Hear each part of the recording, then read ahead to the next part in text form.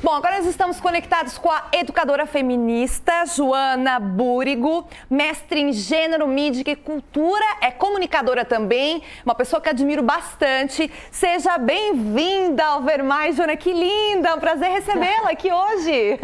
Obrigada, Gisele, obrigada a toda a equipe, muito obrigada pelo convite para estar aqui falando com a minha cidade, Criciúma, nesse dia tão importante de luta das mulheres. Eu resolvi fazer essas perguntas, juntar essas vozes femininas, né, Joana? É importante a gente unir essas vozes, né? Eu quero perguntar para ti, então, mulher, pelo que tu luta, Joana?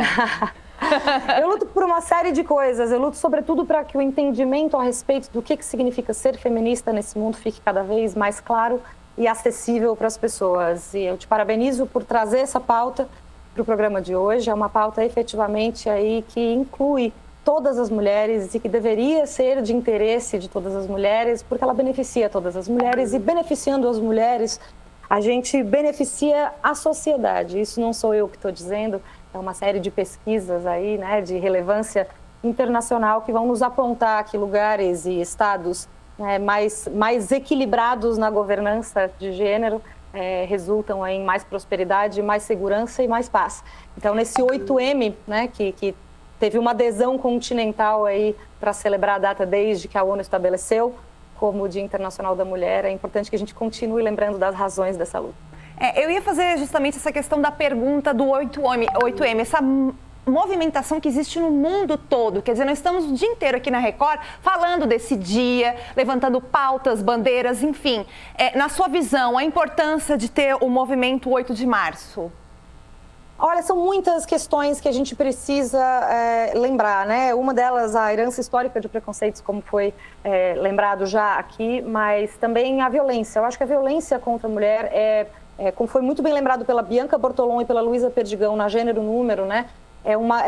É um elemento de adesão de nós todas ao longo da história e ao redor do planeta, a violência de gênero, né? Que é uma violência que não acomete somente mulheres, porque é importante a gente lembrar que as questões de gênero, né, elas vão se atravessar em várias outras frentes que vão muito além das lutas das mulheres cis. Enfim, o 8M, sobretudo a hashtag 8M, né, que a gente vem visto na internet com tanta força, eu acho que ela tem ela teve essa potencialidade de nos juntar a todas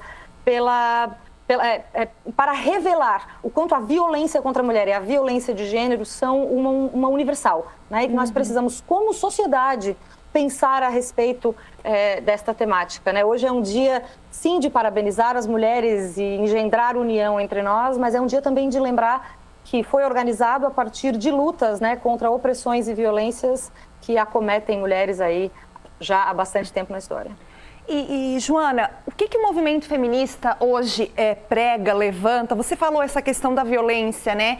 Que é tratado muito nessa questão do movimento 8M. Mas o que vocês levantam hoje no mundo, de uma forma global, esse assunto feminismo, Jô? Eu primeiro vou te dizer que existem feminismos, Gisele, porque é importante a gente lembrar assim, que existem... As mulheres são, numericamente, né, a maior parte da população do planeta. Isso a gente sabe. No Brasil, mulheres negras, inclusive, são a maioria da população brasileira. Então, assim, não existe somente um feminismo. Eu acho que essa é uma questão importante da gente lembrar. Existe o feminismo grandão, que é essa bandeira que de certa maneira... unifica, mas unificar não é a palavra correta, mas é um guarda-chuva, assim, sob o qual existem uma série de lutas, né, feministas que vão ser organizadas, obviamente, de acordo com as demandas específicas daquele grupo de mulheres que está organizando aquela luta feminista.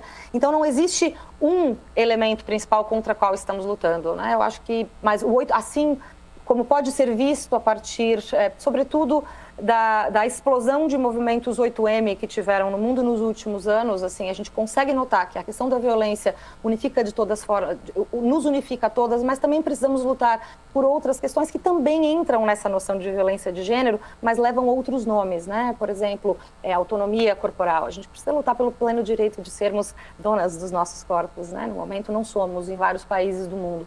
A gente precisa lutar, por exemplo, por dignidade também. Não são só questões de direitos e de políticas públicas, como muito bem falou a Giovana, né, no começo do programa, na formulação de políticas públicas que fortaleçam a existência das mulheres, mas uma luta específica dos feminismos, que você encontra em mais de um e que vem sendo muito importante, é justamente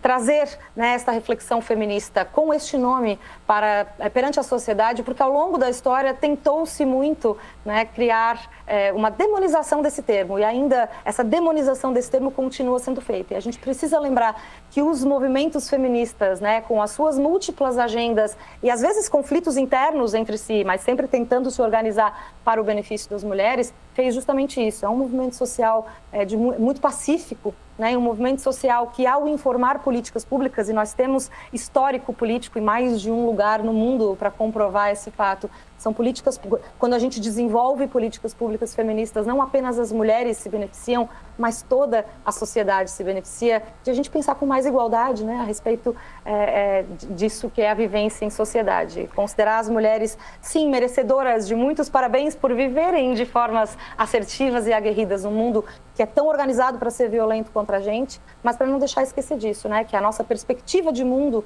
pode formular maneiras melhores de ver o mundo. E a nossa perspectiva de mundo, né, Gi, não pode ser a nossa de mulheres que se parecem somente com eu e você. Existe aí toda uma gama, né, de diversidade de mulheres que precisam ser ouvidas, mulheres trans, mulheres negras, mulheres indígenas, enfim, homens trans, toda a comunidade LGBT. A gente começa a pensar no Brasil, um país super racista.